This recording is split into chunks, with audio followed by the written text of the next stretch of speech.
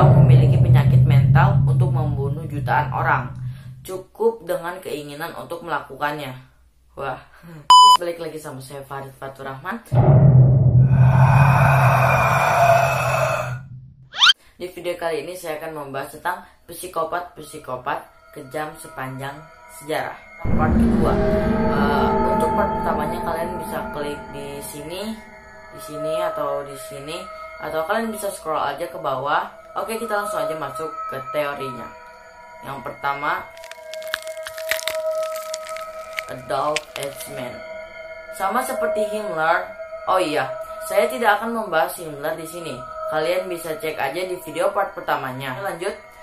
Adolf Eichmann adalah salah satu aktor utama dalam peristiwa Holocaust. Dia adalah bagian penting dari konferensi Wien pada tahun 1942, di mana para pemimpin Nazi pertama kali mengordinasikan rencana Holocaust. Nah, begitu semuanya berjalan, Eichmann memimpin deportasi massal orang-orang Yahudi ke kamp-kamp konsentrasi, tanpa lelah bekerja untuk mengatur transportasi, pembunuhan, dan pembuangan korban Holocaust yang sebagian besar adalah orang Yahudi yang berasal dari Eropa Timur.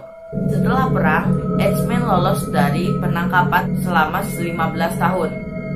Tetapi akhirnya berhasil diadili dan digantung karena kejahatannya pada tahun 1962. Tidak menunjukkan kebencian maupun penyakit mental selama persidangannya. Eichmann berkata bahwa Anda tidak perlu sadis atau memiliki penyakit mental untuk membunuh jutaan orang. Cukup dengan keinginan untuk melakukannya. Wah, semoga saja kita dijauhi dari sifat itu ya guys. Oke, lanjut. Yang kedua, Joseph Mengele.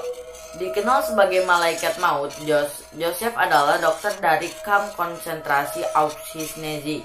Di sanalah dia mengatur pembunuhan yang tak terhitung jumlahnya, serta percobaan yang kejam di dalam penjara. Joseph terkenal dengan eksperimennya terhadap anak kembar. Ia akan menuangkan bahan kimia ke mata mereka untuk melihat apakah akan berubah warna, untuk mengubah jenis kelamin mereka, dan benar-benar menjahitnya untuk melihat apakah mereka akan menjadi kembar siam atau tidak.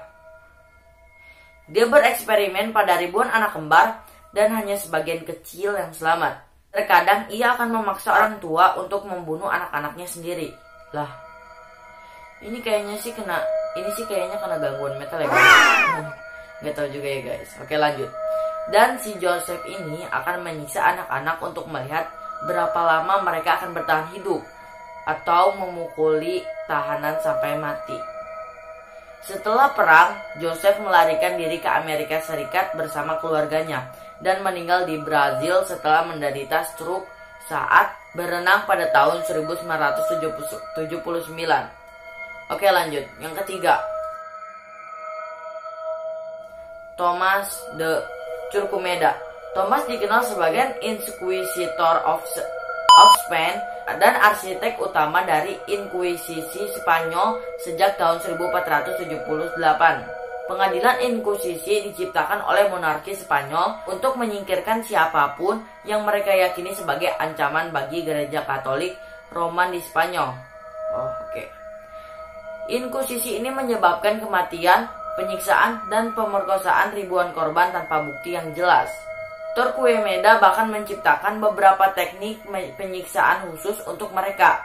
Skema penyiksaan ini termasuk garuka, toka, poto. Garuka artinya menarik lengan dari kaki korban dari sendinya. Loka artinya air dipaksa turun ke tenggorokan korban. Dan porto artinya tali ketat diikat di sekitar korban untuk menghentikan aliran darahnya. Thomas de Quemada diyakini telah bertanggung jawab atas pembunuhan ribuan orang dan membantu pengasingan 200 hingga 300 ribu orang Yahudi atau Muslim yang tidak menganut agama Katolik dari Spanyol. Setelah semua kekejamannya, Thomas meninggal karena usia tua pada tahun 1498. Di sini tidak diberitahu usianya. Oke, lanjut. Yang keempat, Vlad the Impaler. Vlad the Impaler adalah salah satu aktor yang paling terkenal sepanjang masa. sebagai besar karena karakter ikonik yang diilhami darinya, Dracula. Namun, cerita aslinya ternyata lebih kejam dari cerita fiksinya. Vlad pernah mengadakan makan malam di mana ia mengundang semua orang yang menyuarakan perlawanan kepadanya. Ketika mereka tiba, dia menikam mereka semua, menusuk tubuh mereka yang masih mengejang dengan paku di tubuhnya, agar semua penduduk kota bisa melihatnya.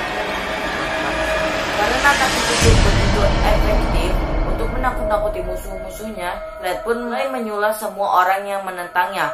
Tak lama kemudian, orang-orang mulai memanggilnya Vlad the Impaler. Sesuai dengan namanya, dia menusuk 20.000 dari 80.000 total korban di bawah rezimnya dengan paku untuk mengirim pesan kepada musuh-musuhnya.